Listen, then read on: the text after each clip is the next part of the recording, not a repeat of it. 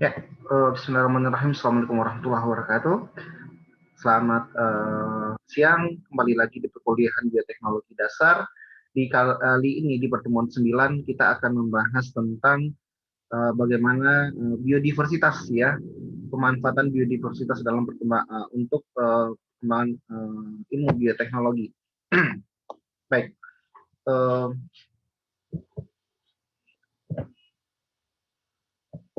ya.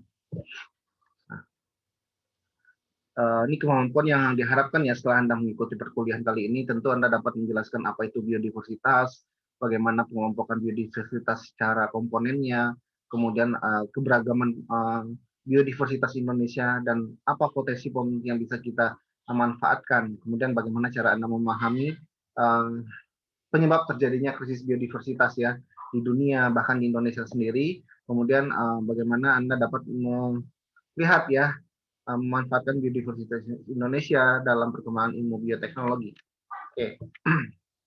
Nah, di sini kita perlu tahu bahwasannya tentu kita dapat mengenal ya beberapa istilah biodiversitas, keanekaragaman hayati, apalagi ya keragaman hayati. Nah, itu sesuatu sinonim ya dari kata-kata itu. Artinya sebuah keberagaman ya, sumber daya hayati yang ada yang hidup di muka bumi ini.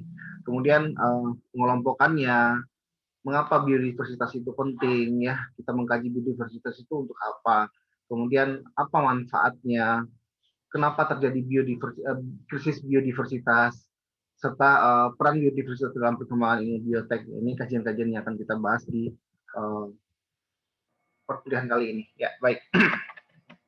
Biodiversitas merupakan salah satu bagaimana kita melihat sebuah keragaman makhluk hidup yang ada di muka bumi ya, baik dari beberapa pandangan yang kita bisa lihat dari segi variasi gennya, bentuknya, fisiologisnya, kemudian perilaku hingga variasi interaksi antara makhluk hidup dengan makhluk hidup yang lain gitu, dan bahkan dengan lingkungan tentunya. Nah, membentuk suatu berbagai ekosistem dan landscape ya. Jadi Anda bisa melihat interaksi ya antar makhluk hidup dengan makhluk hidup yang lain. Kita dapat katakan itu sebuah keberagaman biodiversity gitu. Nah, kita dapat melihat pengelompokan biodiversitas ini berdasarkan komponen penyusun dari biodiversitas itu sendiri. Ada tiga ya. Yang pertama itu adalah keanekaragaman secara genetik. Apa itu? Nah, kita lihat ya. Kemudian ada keberagaman secara spesies, keberagaman secara ekosistem. Nah, tiga ini adalah bagian yang dikelompokkan ya berdasarkan genetik. Berarti ada sesuatu hal yang berbeda dengan makhluk hidup ini atau gen yang membedakannya itu pada tingkat variasi gennya gitu. Artinya dia dapat dikatakan dalam satu varietas atau satu spesies, satu genus ya maksudnya. Namun memiliki antar satu spesies dengan spesies yang lain itu berbeda-beda gen. Kemudian ada keanekaragaman secara nah ini apa itu biodiversitas genetik, itu sebuah frekuensi dan keberagaman gen ya yang di dalamnya dan diantaranya terdapat dalam suatu populasi spesies yang sama. Kemudian kita dapat membedakan ya secara misalkan dari suatu tanaman ya, misalkan padi gitu. Ada padi yang tanamannya rendah, ada padi yang tanamannya tinggi, kemudian ada yang padi yang berwarna hitam, berwarna putih. Nah, itu adalah ada variasi gen yang terjadi dalam suatu spesies tersebut. Dari rasa ya, kemudian dari segi penampakan ya, jagung misalkan ya, ada jagung yang bongkolnya kecil, bongkolnya besar. Nah, itu adalah ada variasi gen. Juga termasuk orang ya, orang ada ras mongoloid ya, ada ras apalagi dan lain sebagainya ya. Nah, biasanya ini lebih tingkatan variasi genetik ini ada dalam bentuk suatu varietas, strain ya, kalau seandainya tingkat bakteri itu strain atau ras ya. Oke. Kemudian biodiversity spesies. Nah, ini juga gabungan ya jumlah spesies dan jumlah individu dalam suatu kelimpahan di mana kita dapat melihat adanya keberagaman antar spesies, bisa dikatakan spesies ini memiliki famili yang sama gitu, satu famili gitu. Nah, jadi kita bisa melihat misalkan kelompok palem-paleman ya, ada kelapa, ada palem, kemudian kelompok keberagaman spesies dari kucing ya kan, misalnya ada harimau, ada singa, ya ada kucing peliharaan dan lain sebagainya, adalah suatu keberagaman spesies ya, di mana dia memiliki satu famili yang sama gitu. Kemudian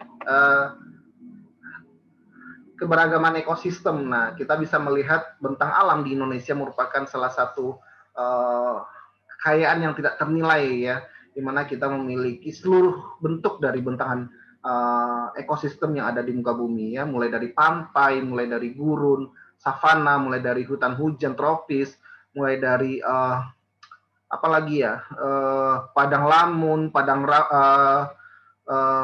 rumput ya, pegunungan dan lain sebagainya. Nah, ini menjadi suatu kekayaan yang menunjang ya terjadinya keanekaragaman hayati yang tinggi di Indonesia. Oke.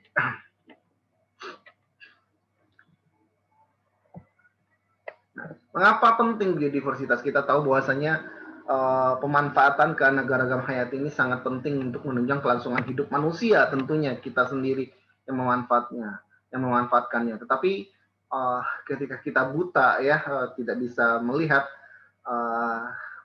memanfaatkan secara terus-menerus, bahkan secara berlebihan, tentu ini akan juga membuat krisis terhadap biodiversitas itu sendiri.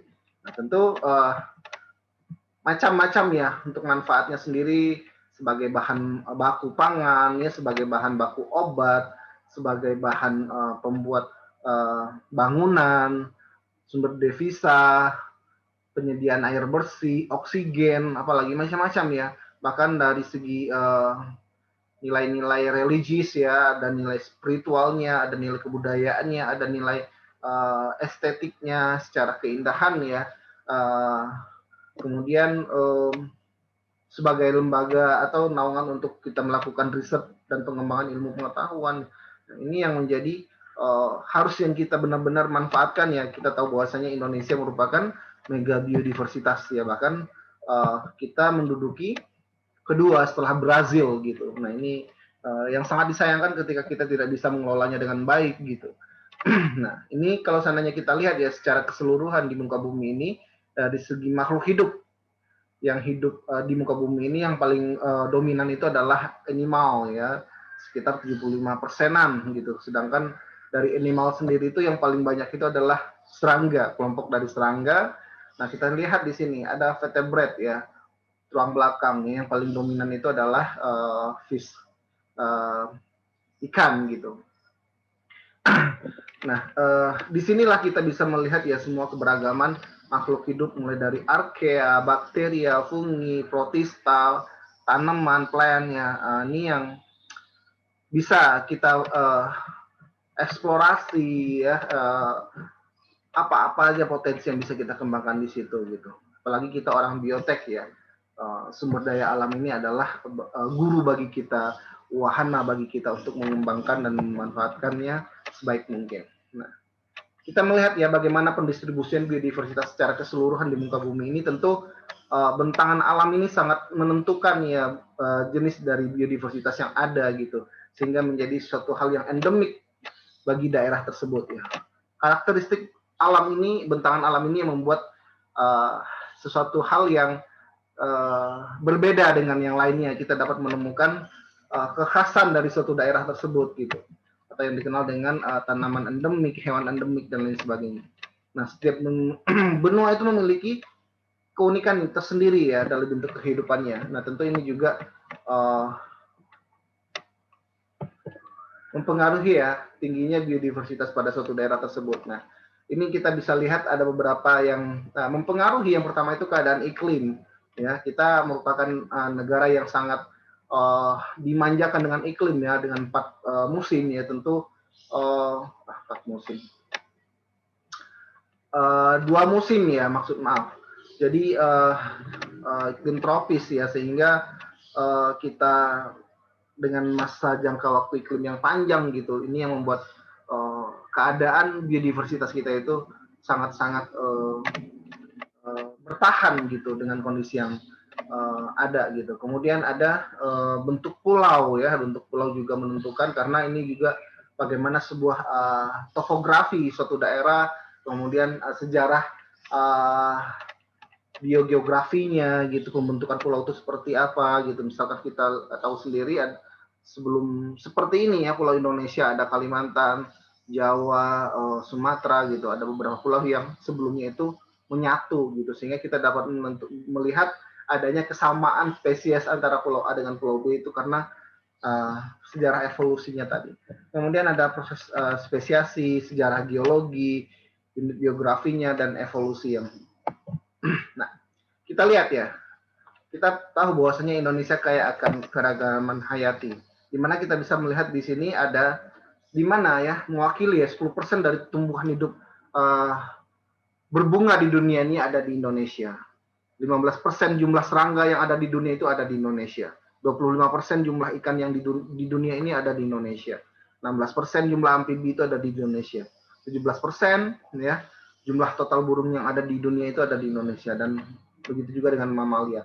Nah ini kita bisa melihat bagaimana sumbangsih ya biodiversitas kita itu menjadi hal yang daya tarik tersendiri bagi negara-negara yang katakanlah sangat minim biodiversitasnya karena memang topografi daerahnya juga tadi maksudkan seperti kita lihat ya daerah bagian Asia Timur gitu yang lebih banyak dominan ke savananya gitu. Nah tentu di sini mereka akan apa namanya tidak banyak yang mereka dapat olah dari biodiversitasnya gitu. Nah kita bisa lihat nih ada beberapa endemik ya, tanaman endemik, hewan endemik yang kita temukan di beberapa wilayah yang ada di Indonesia. Seperti ada badak bercula satu di Banten, ada burung rangkong, ada komodo ya. Ini komodo adalah salah satu situs warisan dunia ya yang ditetapkan UNESCO ya. Bahwasanya ini adalah hewan purbakala ya, yang spesies purbakala yang satu-satunya hidup di muka bumi. Kemudian ada burung apa namanya nih? Saya lupa. Kemudian ada tapir ya, ada orang hutan di Kalimantan, ada bunga rafflesia dan lain sebagainya. Ini adalah salah satu kekayaan yang sangat menjadi daya tarik ya ketika kita dapat memanfaatkannya dengan baik. Nah ini kemudian apa yang menyebabkan ya suatu wilayah tersebut itu menjadi kaya gitu. Kemudian ada beberapa spesiesnya yang endemik gitu, di mana kita bisa lihat wilayah biografi Indonesia itu terdiri dari paparan Sunda, paparan Saul, dan kawasan Wallacea ya. Wallacea itu adalah Sulawesi, Kalimantan, Maluku, dan beberapa lainnya itu ya. Kemudian nah paparan Sunda ini pernah bergabung dengan Laut Asia ya, sedangkan yang paparan Saul ini dulu pernah bergabung di Gondwana, itu daerah Australia ya. Kawasan Wallacea ini berasal dari beberapa kepingan daratan yang berbeda. Nah ini yang membuat ada beberapa kesamaan ya ketika kita menemukan spesies endemik dari sini ada di kawasan luar di Australia juga gitu, karena memang pada dahulunya daerah-daerah ini apa namanya pernah menyatu gitu dengan pembentukan topografi, bencana alam, apa namanya gempa bumi ya, sehingga ada pergeseran lempengan yang membuat daratan-daratan ini terpisah-pisah. Mungkin saya tidak terlalu ahli dalam bidang geografi, sekilas saja seperti itulah gitu. Nah ini kita lihat ya secara peta ya, kawasan Wallacea, paparan Saul ya, kemudian ada paparan Sunda. Oke, nah salah satu yang paling menarik kita bahas itu adalah bagaimana ekosistem biodiversitas ekosistem perairan yang ada di Indonesia. Kita tahu bahwasanya Indonesia ini adalah dikelilingi oleh lautan. Kita terdiri dari gugusan pulau-pulau yang tentunya ini sangat membuat kita kaya akan sumber daya hayati lautnya gitu. Mulai dari terumbu karang, mulai dari padang lamun, mulai dari wilayah pesisir, hutan mangrove. Nah ini semua adalah potensi yang kita bisa dapat kembangkan untuk bahan baku dalam pembuatan obat kah, dalam pencarian senyawa aktif kah, dalam macam-macam ya yang kita bisa manfaatkan di sini ya sebagai sumber apa lagi ya, bahkan sebagai sumber bioenergi tentunya ya, yang kita bisa manfaatkan gitu. Nah, tentu bagaimana cara kita melestarikan supaya keadaan ini masih bisa dirasakan oleh uh, penerus kita ya, generasi-generasi selanjutnya gitu. Sehingga mereka tidak, oh jangan-jangan mereka hanya bisa mengenal oh terumbu karang, tapi dia tidak bisa melihatnya lagi kondisi terumbu karang itu seperti apa gitu hanya dengan namanya saja. Jangan sampai seperti itu. Oke, nah ini kita bisa lihat bahwasanya kita di uh, dunia itu menyebut kita adalah the coral triangle ya, segitiga gugusan karang ya yang ada di dunia itu sangat baik sekali di Indonesia lah tempatnya gitu. Jadi benar-benar apalagi Anda bisa tahu ya beberapa kawasan konservasi laut yang ada di Indonesia ini seperti Raja Ampat, Takabonerate, Bunaken, apalagi Kepulauan Seribu. Nah itu adalah salah satu uh, apa namanya keindahan terumbu karang yang sangat masih diharapkan ya masih bisa membuat sumbangsih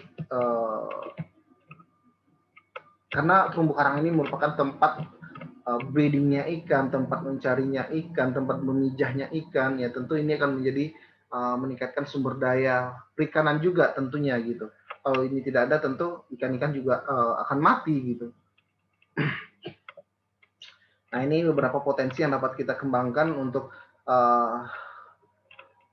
sumber daya hayati laut atau biodiversitas laut ya, senyawa bioaktif, enzim ya, bahwasanya kita tahu bahwasanya mikroba yang hidup di laut itu adalah pada umumnya uncultured microbial ya, mikroba yang tidak bisa dikultur dalam media pertumbuhan laboratorium. Jadi bagaimana kita mencarinya ya tentu dengan menggunakan teknologi meta genom dan meta barcode ya yang bisa kita screening berdasarkan itu. Kemudian sumber pangan dan pakan ya, kemudian formulasi bahan kosmetik, bioenergi dari alga laut, bahan baku industri dan lain sebagainya. Namun ada satu hal yang harus kita lihat ya, tindakan-tindakan yang membuat sangat disayangkan ya, sehingga membuat krisis biodiversitas itu sendiri. Nah, ini yang tidak bisa kita hindari ya, ada transformasi habitat ya. Kita tahu bahwasanya pertambahan jumlah populasi manusia itu juga akan membuat suatu pergeseran habitat tentunya ya. Apa? Karena kebutuhan akan tempat tinggal, kebutuhan akan tempat bekerja, interaksi dan lain sebagainya, tentu ini akan membuat lahan-lahan yang biasanya dijadikan sebagai ekosistem ya dari suatu spesies ya, ini akan tergusur dengan adanya infrastruktur, penambahan pemukiman, pembukaan lahan perkebunan dan lain sebagainya, yang sangat disayangkan ya. Tentu di sini apa yang menjadi solusi bagi kita nih dengan pertambahan penduduk ya, supaya tidak ada transformasi habitat seperti ini. Kemudian perubahan iklim, nah ini juga menjadi pemicu ya, dengan berkembangnya industri yang banyak, tentunya pemakaian emosi yang sangat tidak bagus untuk udara, menyebabkan adanya pemanasan global. Kemudian ada efek rumah kaca juga ya, bangunan-bangunan yang banyak terbuat dari kaca. Kemudian polusi ya, ini adalah salah satu yang tidak terhilangkan juga ya, dengan berkembang industri tentu ada efek samping, limbah ya, limbah. Nah ini akan toksik bagi lingkungan. Kemudian spesies invasif. Nah ini kita juga sangat apa namanya menjadi polemik juga ya, ketika kita mendatangkan spesies varietas impor dari luar itu akan menjadi ya apa namanya potensi ya adanya varietas endemik itu yang kalah unggul dari spesies yang didatangkan, sehingga orang lebih memilih spesies yang impor gitu. Nah ini yang harus kita, karena kan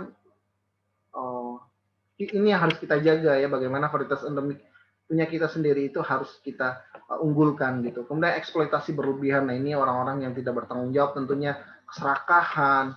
Nah tentu tindakan-tindakan eksploitasinya ini yang membuat suatu kawasan atau ekosistem itu menjadi tidak rusak ya, bahkan dibakarkah, diburukah, dibomkah, atau penggunaan bahan-bahan yang tidak ramah lingkungan. Nah ini yang membuat krisis bahan baku jadinya. Apa yang akibatnya terjadinya kepunahan Nah, bahkan kalau punah nih kita tidak dapat menemukannya lagi gitu.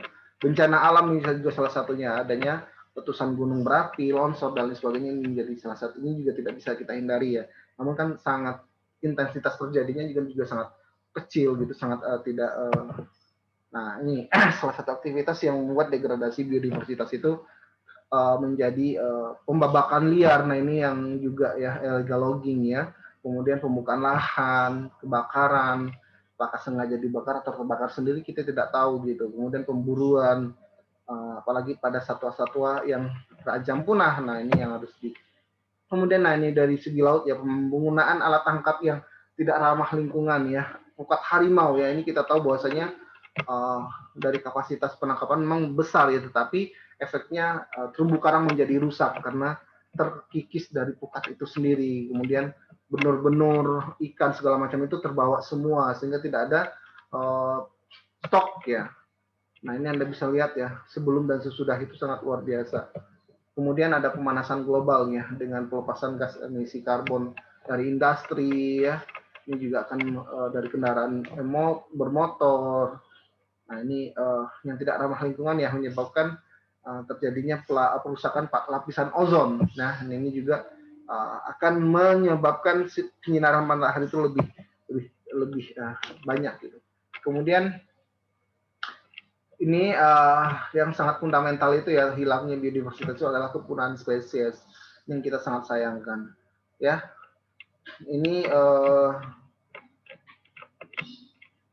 terjadinya ya terutama pada aksi-aksi yang dilakukan ya, seperti perburuan, kemudian ada yang bilang koleksi ya, ini tentu yang tidak nah ini kita dapat rasakan bagaimana efek tidak langsung ya, jauh lebih penting dibandingkan pengaruh langsung. Artinya kedepannya kita memikirkan bagaimana biodiversitas ini bisa dirasakan juga oleh anak cucu kita gitu. Nah ini yang tadi saya bilang kan, adanya pergeseran habitat ya, penambahan populasi manusia juga mempengaruhi kondisi ya, di mana pembukaan pemukiman, kemudian aktivitas rumah tangga, aktivitas industri ya, kemudian macam-macam ya. Nah, kita tahu bahwasanya ketika kita kehilangan ya biodiversitas, tentu butuh proses yang panjang dalam proses irreversible-nya gitu. Jadi artinya kita dapat mengembalikan kondisi dia kala akan butuh waktu yang sangat lama, bahkan ratus-ratus tahun tentunya gitu, berjuta-juta tahun tentunya bisa jadi gitu kan. Bahkan sesuatu hal yang tidak punah tidak bisa kita hidupkan kembali gitu. Nah ini yang menjadi ancaman juga.